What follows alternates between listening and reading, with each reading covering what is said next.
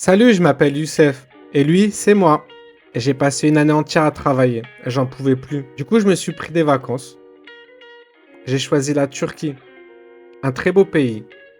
Et j'ai passé 15 jours incroyables. C'est pourquoi j'ai voulu les partager avec vous. Voici mon histoire. Ah, les vacances. Que du bonheur.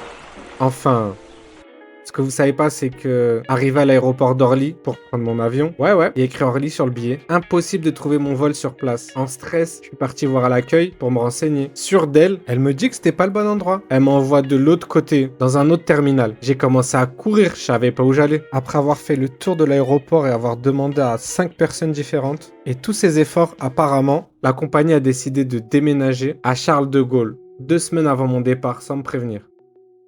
Non, c'est pas possible. En panique, il me restait plus qu'une heure pour traverser tout Paris et m'enregistrer à l'aéroport Charles de Gaulle.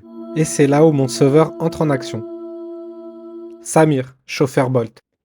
En stress, je lui dis: j'ai un avion dans 1 heure. J'ai même pas le temps de finir ma phrase qui me répond: J'aime bien les urgences. Vous pouvez attacher votre ceinture, s'il vous plaît?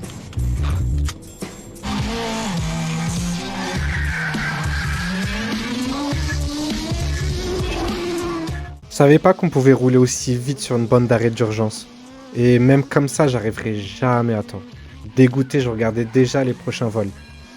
Bref.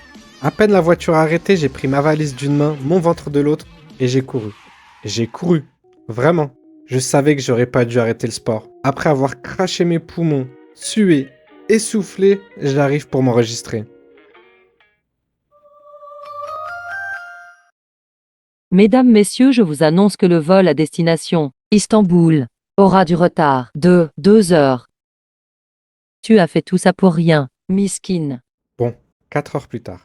Après toutes ces aventures clairement pas méritées, je me retrouve dans l'avion, avec tous ces chauves autour de moi, en quête de soleil, de nouveaux paysages, de vacances, du repos ou d'une nouvelle coupe. Mais ça, c'est une autre histoire.